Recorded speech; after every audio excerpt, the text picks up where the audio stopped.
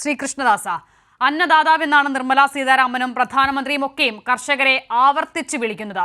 ഇന്ന് അവർ ഒരു സമരത്തിലേക്ക് ഏർപ്പെടുന്ന സാഹചര്യത്തിൽ ശത്രു രാജ്യത്തെ സൈന്യത്തെ നേരിടുന്നതിനേക്കാൾ ഭീകരമായി അവരോട് ക്രൂരതകൾ അഴിച്ചുവിടുന്ന ഒരു സർക്കാർ. എന്തുകൊണ്ടാണ് ഇങ്ങനെ ഒരു നടപടി? അല്ല, അങ്ങനെ ഒരു പ്രത്യേകമായ ഒരു വിരോധമോ അല്ലെങ്കിൽ ഏതെങ്കിലും തരത്തിൽ സമരത്തിനോട് ഒരു തെറ്റായ നടപടി സ്വീകരിക്കലോ ഒന്നും അവിടെ ഉണ്ടായിട്ടില്ലല്ലോ.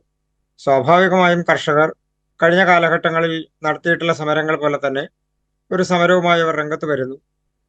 അതിനുള്ള അവകാശം കർഷകരെ സംബന്ധിച്ചുണ്ട്. രാജ്യത്തെ ഏതൊരു പ്രതിപക്ഷ കക്ഷിയെ സംബന്ധിച്ചാണെങ്കിലും കർഷക സംഘടനകളെ സംബന്ധിച്ചാണെങ്കിലും ഒക്കെ അവർക്ക് സമരം ചെയ്യാനും അവരുടെ അവകാശങ്ങൾ ഉന്നയിക്കാനും അവർക്ക് അവരുടെ വിഷയങ്ങൾ ചൂണ്ടിക്കാനുമുള്ള അവകാശമുണ്ട്. പക്ഷെ അതിനർത്ഥം ഒരു സമാധാന ജീവിതം, സാധാരണക്കാരുടെ സമാധാന ജീവിതം കൂടി തകർക്കുന്ന തരത്തിലുള്ള ഏതെങ്കിലും തരത്തിലുള്ള പ്രക്ഷോഭമോ തടസ്സം സൃഷ്ടിക്കലോ എല്ലാമായി വരാനുള്ള അവകാശം ആർക്കുമില്ല. അത് സുപ്രീം കോടതി അടക്കമുള്ള കോടതികൾ നേരത്തെ പലപ്പോഴായി പ്രഖ്യാപിച്ചിട്ടുള്ളതാണ്.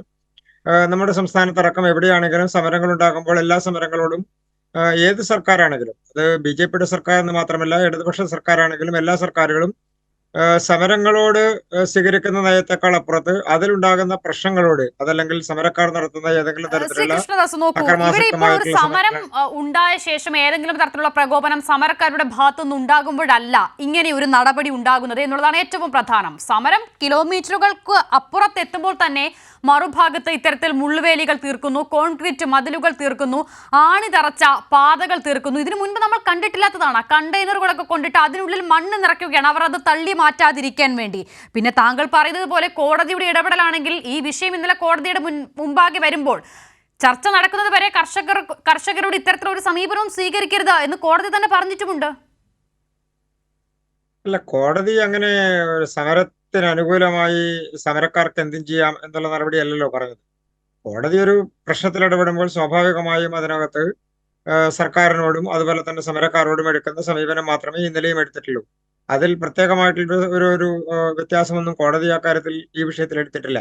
പിന്നെ കേരളം അടക്കമുള്ള സംസ്ഥാനങ്ങളിൽ പ്രതിപക്ഷ പാർട്ടികൾ സമരം ചെയ്യുന്ന സമയത്ത് പ്രതിപക്ഷ കക്ഷികളാണെങ്കിലും സർക്കാരിനെതിരായിട്ടുള്ള നയങ്ങൾ എടുക്കുന്ന പാർട്ടികളാണെങ്കിലും അവരെല്ലാം സമരം ചെയ്യുന്ന സമയത്ത് കേരളത്തിലെ ഇടതുപക്ഷ സർക്കാർ എന്താ ചെയ്യുന്നത്? സമരക്കാർക്ക് അനുകൂലമായ നിലപാടാണോ സ്വീകരിക്കുന്നത്? കേരളത്തിലെ സർക്കാർ എന്നല്ല ഒരു സർക്കാരും അത് അങ്ങനെ സമരം കൈവിട്ടു പോകുന്ന ഘട്ടത്തിൽ അതിനെ പ്രതിരോധിക്കാനുള്ള മാർഗങ്ങൾ സ്വീകരിക്കാറുണ്ട്. അതിനെ നമ്മൾ ആ നിലയിൽ കാണുകയും ചെയ്യാം. പക്ഷെ ഇവിടെ അതല്ലല്ലോ സാഹചര്യം. ഞാൻ അതുകൊണ്ടാണ് അങ്ങയോട് ആവർത്തിച്ച് ചോദിക്കുന്നത്. സമരക്കാർ കിലോമീറ്ററുകൾക്ക് അപ്പുറം എത്തുമ്പോൾ തന്നെ അവരെ തടയാനായി നമ്മൾ ഇതുവരെ മുള്ളുവേലിയൊക്കെ തീർത്ത് ഏതെങ്കിലും സമരത്തെ നേരിടുന്നത് ഈ അടുത്ത കാലത്ത് നമ്മൾ കണ്ടിട്ടുണ്ടോ? ഒപ്പം തന്നെ ആണി തറച്ച പലകകൾ നിരത്തുന്നത് നമ്മൾ കണ്ടിട്ടുണ്ടോ? അതൊക്കെ അസാധാരണമല്ല. ഏത് സർക്കാരാണ് അങ്ങനെ ഒരു സമീപനം ഇതിനു മുൻപ് സ്വീകരിച്ചിട്ടുള്ളത്? നമ്മുടെ ജന്തർ മന്ദറിൽ സമരം നടത്താൻ പോയിട്ടുള്ള ആളുകളെ സംബന്ധിച്ച് എല്ലാവർക്കും അറിയാം. ജന്തർ മന്ദറിൽ ഒരു 3-4 ഘട്ടങ്ങളിലായിട്ടാണ് അതിന്റെ തടസ്സങ്ങൾ പോലീസ് സൃഷ്ടിക്കുക. ഇപ്പൊ കഴിഞ്ഞ ദിവസം കേരളത്തിൽ നിന്നുള്ള ആളുകളടക്കം സമരത്തിന് പോയ സമയത്തും മന്ത്രിമാരടക്കമുള്ള ആളുകൾ പോയ സമയത്തും അതിനു മുൻപ് ഞങ്ങളടക്കമുള്ള നിരവധി യുവജന സംഘടനകളും വിദ്യാർത്ഥി സംഘടനകളും രാഷ്ട്രീയ പാർട്ടികളും എല്ലാം പ്രതിപക്ഷത്തിരിക്കുന്ന സമയത്താണെങ്കിലും ഭരണപക്ഷത്തിരിക്കുന്ന സമയത്താണെങ്കിലും ന്യായമായ ആവശ്യങ്ങൾക്ക് വേണ്ടി സമരം ചെയ്യാൻ വേണ്ടി പോകുമ്പോൾ സ്വാഭാവികമായ ഒരു 3-4 ഘട്ടങ്ങൾ ഉണ്ടാകും ആ സമരത്തിന് വരുന്ന ആളുകളെ തടയാൻ വേണ്ടി സർക്കാരിന്റെ ഭാഗത്ത് നിന്ന്. ഇവിടെ നിലവിൽ ആ തരത്തിലുള്ള ഒരു നടപടിക്രമം അല്ലാതെ, പ്രത്യേകിച്ച് ഇപ്പൊ കേരളത്തിൽ നമ്മൾ സമരക്കാരെ തടയാൻ വേണ്ടി ഉപയോഗിക്കുന്ന മാർഗം ഏതാണ്? നമ്മൾ ബാരിക്കേഡുകൾ തീർക്കുന്നത് എന്ത് ഉപയോഗിച്ചുകൊണ്ടാണ്? അപ്പൊ കേരളത്തിൽ ബാരിക്കേഡുകൾ തീർക്കുന്ന പോലെ തന്നെയാണ് ഓരോ സ്ഥലങ്ങളിലും ബാരിക്കേഡുകൾ തീർക്കുന്നത്. ഇതൊരു ബാരിക്കേഡ് തീർക്കലാണ്. അത് സമരക്കാർക്കെതിരായ ഒരു നടപടിയുടെ ഭാഗമായിട്ടല്ല. സമരത്തിന് വരുന്ന ആളുകൾ ഏതെങ്കിലും തരത്തിലുള്ള പ്രകോപനം ഉണ്ടാവുകയോ അവിടെ ഏതെങ്കിലും അക്രമാസക്തമായിട്ടുള്ള സംഭവങ്ങൾ ഉണ്ടാവുകയോ ചെയ്താൽ അതിന്റെ ഒരു പ്രിക്കോഷൻ എന്നുള്ള നിലക്കാണ് എല്ലാ സർക്കാരുകളും